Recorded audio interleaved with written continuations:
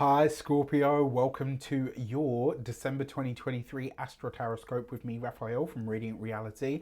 It's an absolute pleasure to have you. Thank you so much for being here. Thank you so much for joining me. Quick note, these readings are for your sun, moon and ascendant sign. So whether you're a sun, moon or rising sign Scorpio, this is for you. But remember, if you're only going to watch one, make sure it's for your ascendant. It's going to be the most accurate for you on that day-to-day level. With that said, I would like to bless my decks of cards with all forms of love, light, peace, prosperity and abundance. And I pray that the messages that come through are ultimately clear and concise. They help you on your path to your highest vibrational good. So, I'm going to pop these to the side. Ooh, lost my nodes. Where are you? Where are you? Aha, there you are. All right. So... Sorry about that. Oh no, we've destroyed the setup. What's going on, Raph? Oh no. All right, where are you? North Node, here we go. All right, so the first transit that I want to look at for you on the 3rd of December, Venus in the sign of Libra is going to square Pluto in your 3rd house. So what this tells me is, so the aspect itself, it's going to create a power struggle and some form of relationship for you. Now, Venus being in your 12th house, this is your past, your privacy, but it's also the deep hidden self. Now, what's also interesting about this as well, the 12th house also represents hidden enemies. You've got this in a square to Pluto in the 3rd house. This is your daily sort of work. It's also how you interact with the world at large. This is siblings, it's neighbours. So there could be a power struggle with a sibling. There could be a power struggle with a neighbour. Venus in the 12th house, for me, it makes the psychic senses a bit finer. More easy to access in some way, right? But in a square to Pluto, that's a power struggle. Now, Pluto in your 3rd house, that's a problem or an issue of some sort that has an undercurrent. Now, I almost feel like this is potentially as well for some of you, someone's giving you the silent treatment, not knowing that you do this better than anybody else. But someone's giving you the silent treatment, and it's almost like they're using this as a means of power play or control. I do wonder as well if this is an old dispute with a partner or a collaborator of some sort that comes up, but it comes up again. Only this time it can actually be resolved, right? This time it really is for resolution. Remember, Venus brings healing, right? So it might be a bit challenging, but it's definitely it will go a long way to fixing something, but it is going to take a lot of potentially very hard open dialogue.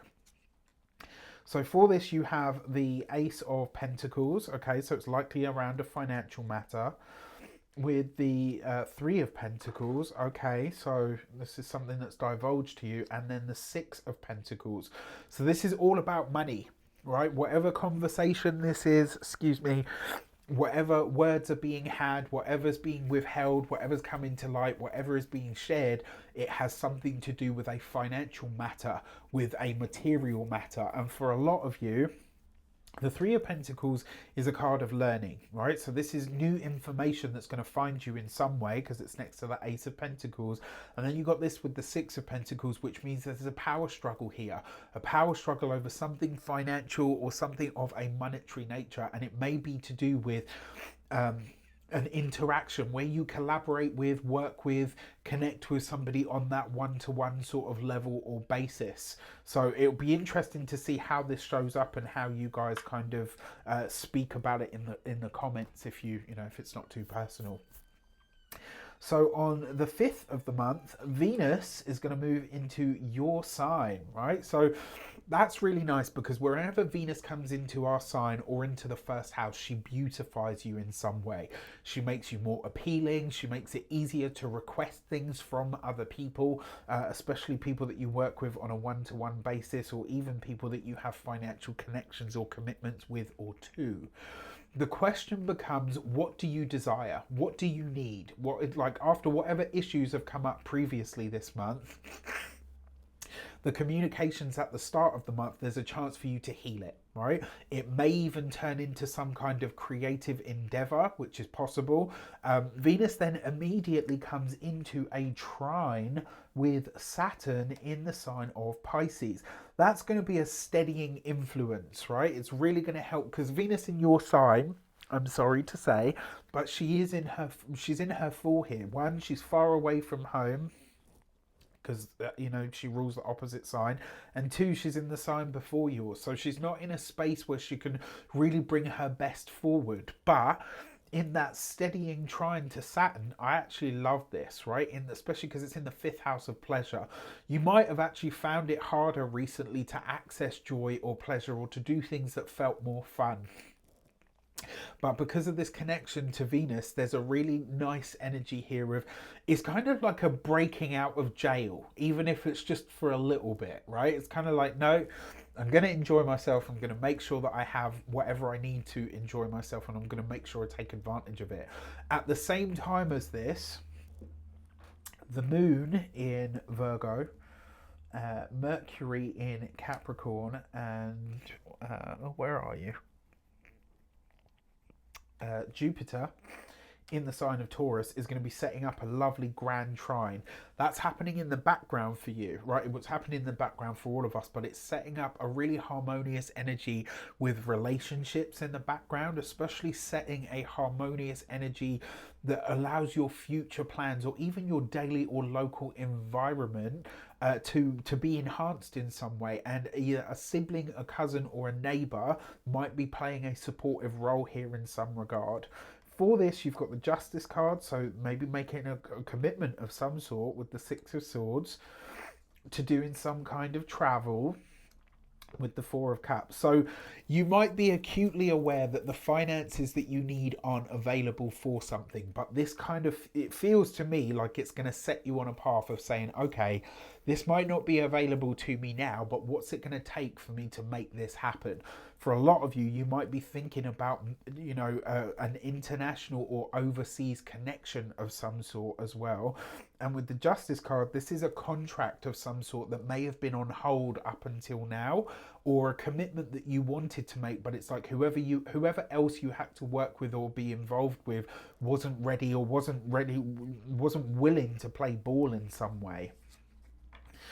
Okay, and then on the 14th of the month, Mercury in the sign of Capricorn is going to go retrograde, and it's going to retrograde all the way back into Sagittarius, into your 2nd house of money, finances, and resources. Now, the fact that it starts in the 3rd house on the 14th, Mercury has a natural affinity to the 3rd house because this is the house that it rules in terms of its rulership of Gemini, right? It might see you rethinking your personal communication style.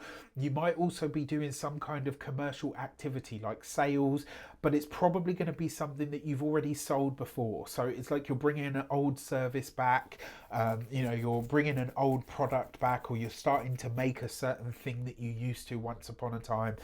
As it's in a trine with Jupiter at the time of this retrograde starting as well, it could be that like it's bringing back a revenue stream of some sort, or even just rethinking how you make money in general, especially on a one-to-one sort of basis. It will come back into the 2nd house for a bit, which does mean that there's that financial implication. If you've got a website, this could be a time where you're rethinking it and deciding on what kind of optimization needs to happen in that regard. So I'm going to leave that there. I'll put that there. Take that out. So for this, you've got the Queen of Cups, you've got the Empress, and you've got the Page of Wands, right? So I love this. So in some way, shape or form, whether you're a man, woman, person, however you identify, that Queen of Cups can usually be a water sign woman, Pisces, Cancer, Scorpio. In some way, you show up in your own, like in your own reading here, in a way that allows you to really communicate who you are from the depths of who you are, in a way that really makes people see the best of you. because you've got the Page of Wands with the Empress, this is an idea or a creative endeavor that you're giving birth to, but you're doing a lot of talking about it, third house communications, in order to really hone in on what this actually looks like for you or how you want it to go. So I love that.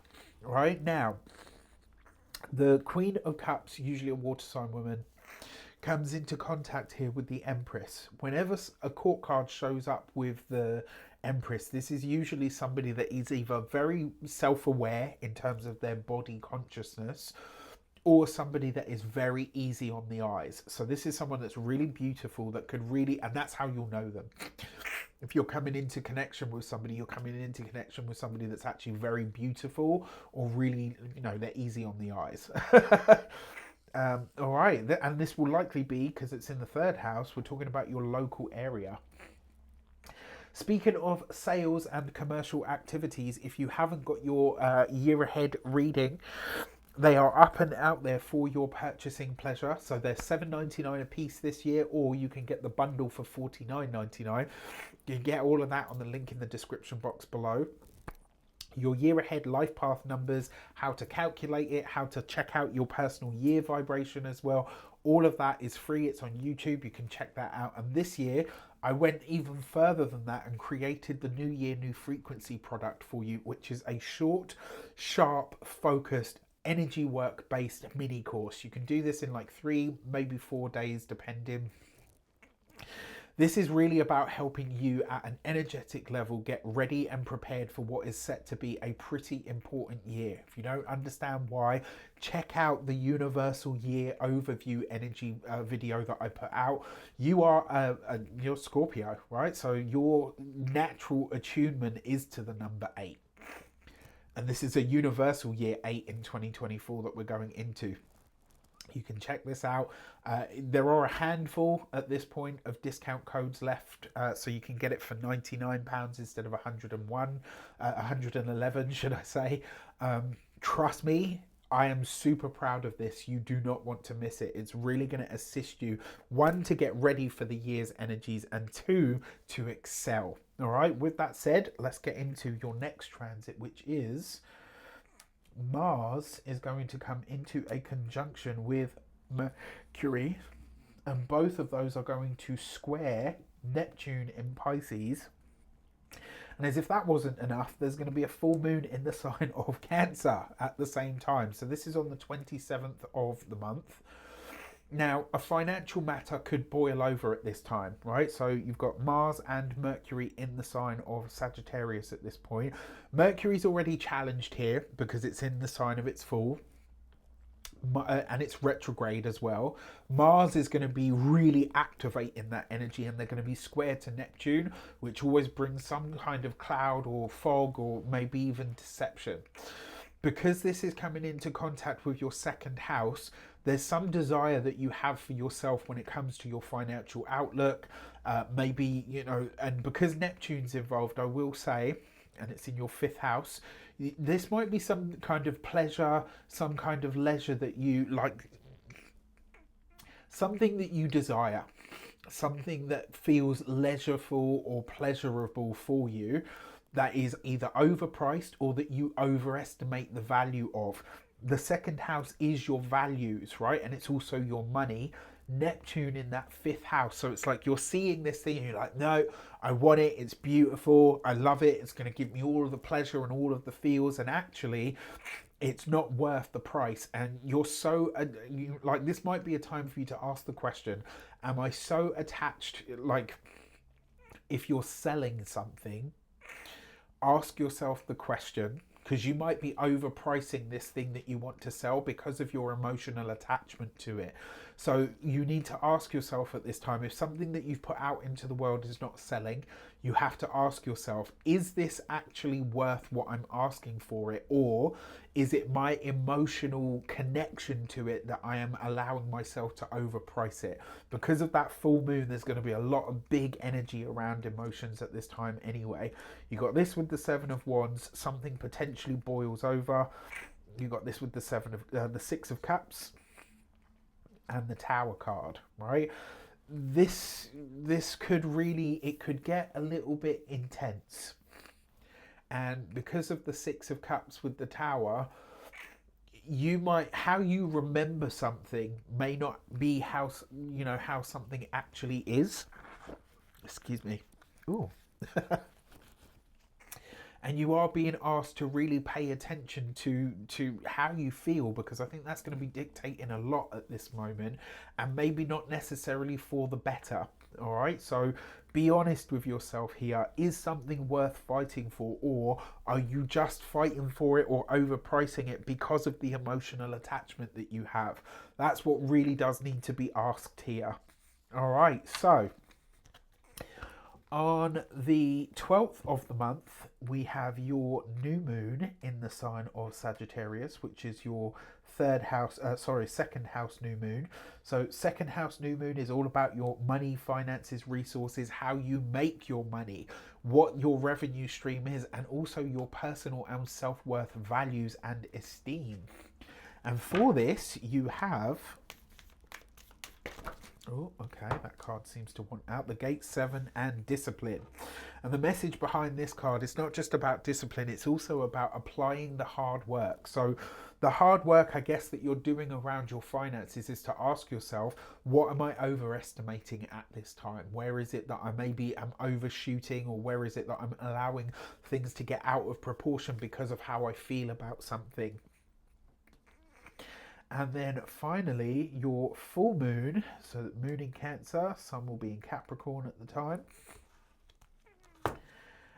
which will be in your 9th house, right? So your higher education, your belief system, your belief structure, your religious and spiritual ideologies and philosophies are found in the 9th, as is broadcasting, right? So if you've got something that you want to share with the world, if you've got a book that you want to publish, 9th house full moon is a good time to do it, but remember, it will be super visible at this time.